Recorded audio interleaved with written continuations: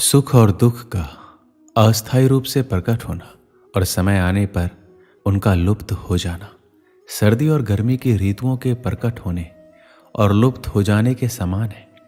हे भारत के वंशज, किसी को परेशान हुए बिना उन्हें सहन करना सीखना चाहिए।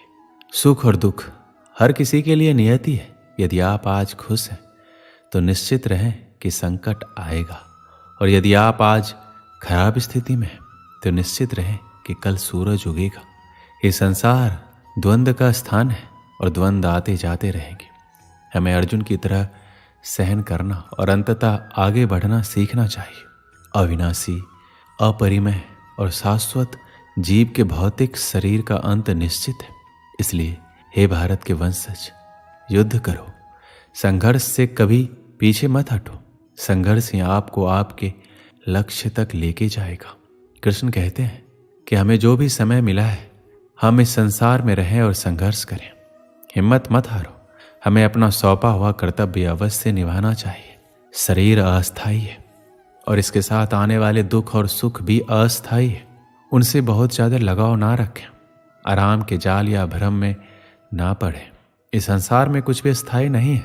मौसम की तरह सब कुछ आता जाता रहता है। कृष्ण इस दुनिया का वर्णन इस प्रकार करते हैं कि ये दुनिया दुखों से भरा हुआ है, और इसलिए इस दुनिया का आनंद लेने और हमेशा के लिए आराम से रहने की आकांक्षाएं कभी मत खो देना।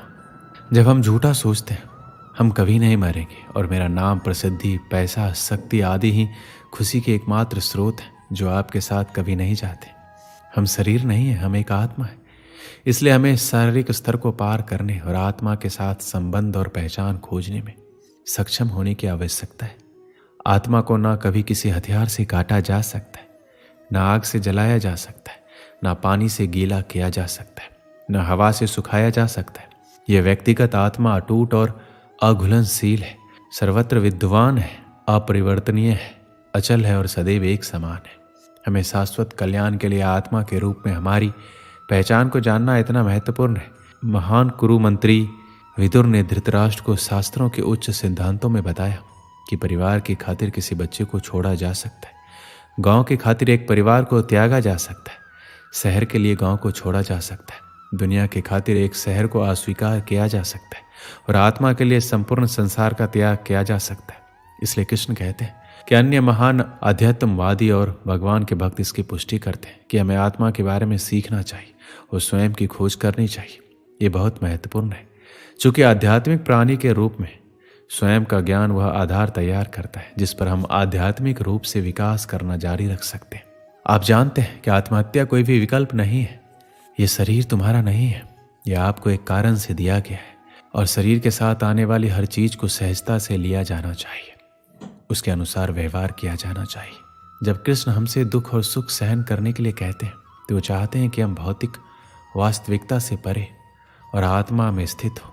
यदि हम मरे नहीं हैं तो हम केवल मजबूत ही हो रहे हैं। श्री कृष्ण भगवान ने भागवत गीता में 4 ऐसी बातों का वर्णन किया है जो आपके जीवन में उतारना बहुत जरूरी है। हर मनुष्य को हमेशा अहंकार और क्रोध से दूर रहना चाहिए, क्योंकि अहंकार और क्रोध किसी भी मनुष्य के दिमाग को उसी तरह खा लेता है जिस प्रकार लकड़ी में लगा हुआ दीमक। अहंकार और क्रोध से वशीभूत व्यक्ति समाज में जहाँ भी जाता है वहाँ उसे दूसरों से परेशानी होती है, क्योंकि वह हर व्यक्ति में अपने प्रतिद्वंदी की भावना को देखता है, जिससे उसकी बुद्धि और विवेक की भावना खत्म होती चली जाती है। भागवत गीता में कहा गया है कि हर व्यक्ति को आत्म मंथन करना चाहिए, क्योंकि आत्म मंथन अहंकार को खत्म कर देती है। श्री कृष्ण कहते हैं अहंकार व्यक्ति को अज्ञानता की तरफ ले जाती है। इसलिए जीवन में सफलता चाहने वाले व्यक्ति को हमेशा अहंकार और घमंड से दूर रहना चाहिए। श्री कृष्ण कहते हैं मनुष्य के निर्माण उसके विचारों से ही होता है, और मनुष्य जैसा सोचता है वैसा ही बन जाता है। इसलिए हर मनुष्य को हमेशा सकारात्मक और अच्छे सोचों के साथ अपना जीवन बिताना चाहिए। अगर आपके मन में अच्छे विचार होंगे तो आपका जीवन भी अच्छा होगा, लेकिन अगर आपके मन में बुरे विचार होंगे तो आपके जीवन में बुराई की स्थिति बन सकती है। श्री कृष्ण कहते हैं यदि हम अपने को बलवान बनाना चाहते हैं तो हमें अपने मन में ये जरूर सोचना चाहिए कि हम बलवान हैं, क्योंकि बलवान होने की सोच ही हमें बलवान बना सकती है। अगली बात श्री कृष्ण कहते हैं कि आलस्य, डर और कायरता मनुष्य के वो दुश्मन है जो उसे सफल होने से रोकते हैं। अगर आपको सफल होना है तो आपको अपना आलस्य त्यागना होगा, अगर आप आगे बढ़ना चाहते हैं तो आपको अपना डर छोड़ना होगा। एक आलसी और डरपोक व्यक्ति ना अपने लक्ष्य को पा सकता है, ना ही अपने सपनों को पूरा कर सकता है, ना ही वह किसी युद्ध में विजय प्राप्त कर सकता है। इसलिए अगर आप अपने लक्ष्य को पाना चाहते हैं, अपने सपनों को पूरा करना चाहते हैं और अपनी जिंदगी से आलस्य और डर को निकाल दीजिए, क्योंकि डर आपको वह सभी काम करने से रोकता है जो आप करना चाहते हैं, और आलस्य आपको वो काम करने ही नहीं देना चाहता जो आप कर सकते हैं। आखिर में कृष्ण कहते हैं कि आलस्य, डर और कायरता मनुष्य के वो दुश्मन हैं जो उसे सफल होने से रोकते हैं। दोस्तों, अगर आपने इन बातों को समझ लिया तो आपकी सफलता निश्चित है। एक समय की बात है, महाभारत के युद्ध के बाद युधिष्ठिर ने राजा के रूप में शासन करना शुरू किया। युधिष्ठिर अपनी दानवीरता और उदारता के लिए प्रसिद्ध था। जो कोई भी दान पाने की इच्छा से युधिष्ठिर के पास जाता, वह कभी खाली हाथ नहीं लौटता। एक बार देर रात को एक भिखारी महल के दरवाजे पर आया और दान मांगने लगा। उस समय राजा युधिष्ठिर सो रहे थे। रानी द्रौपदी ने उन्हें जगाया, लेकिन युधिष्ठिर ने कहा, मैं बहुत थक गया हूं। भिखारी को सुबह तक इंतजार करने के लिए कहें। कल सुबह उठने के बाद मैं उसे उसके वजन के बराबर सोने के सिक्के दूंगा। द्रौपदी ने यह बात भीम को बताई। भीम ने जब यह बात सुनी तो वह तेजी से उस बड़े घंटी के पास गया जो महल की छत पर थी, और वो घंटी सिर्फ तब बजाई जाती थी जब राजा युधिष्ठिर कोई बड़ा युद्ध जीत कर वापस आते थे।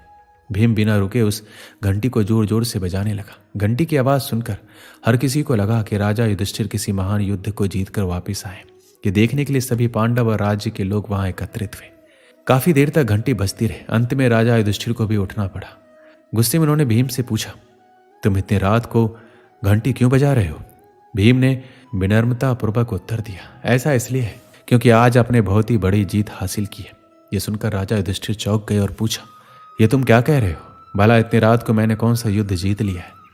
भीम ने उत्तर दिया, बड़े भाई, आज आपने समय को ही जीत लिया है। आपने महारानी से कहा कि भिखारी को दान कल सुबह मिलेगा। अब यह घोषणा तो कोई तभी कर सकता है जब वह समय के साथ जीत हासिल कर ले। क्या आपको यकीन है कि कल सुबह तक आप दान देने के लिए जीवित रहेंगे, या फिर ये भिखारी से प्राप्त करने के लिए जीवित रहेगा? ये सुनकर युधिष्ठिर को भीम की बात का एहसास हुआ। उन्होंने तुरंत उस भिखारी को अंदर बुलाया और उसे दान दे दिया। हम सभी के पास समय सीमित होता है, कोई नहीं जानता आने वाले कल में क्या होगा।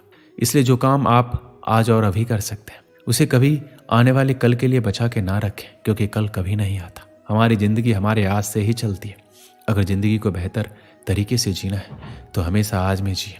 कल क्या होगा इस बारे में ज़्यादा ना सोचें, क्योंकि खुशियाँ आपका आज आपको देगा।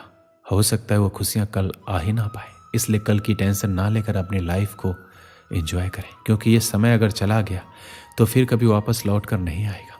जो लोग समय की वैल्यू नहीं समझते वो अक्सर आज का काम कल पर टाल देते हैं, फिर चाहे वो काम कितना भी जरूरी क्यों ना हो।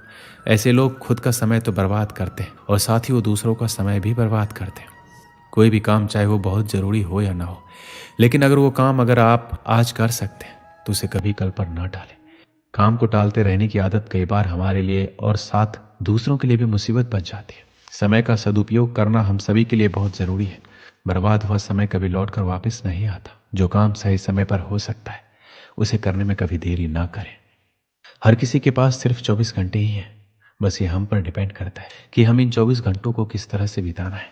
और जितना हो सके अपने समय का ध्यान रखें, और जितना हो सके समय रहते सारे कामों को पूरा करें, ताकि आपके पास जिंदगी को जीने का भी वक्त रहे। दोस्तों, इस वीडियो में बस इतना ही। मिलते हैं अगले वीडियो में। अपना ख्याल रखिएगा। जय श्री कृष्ण।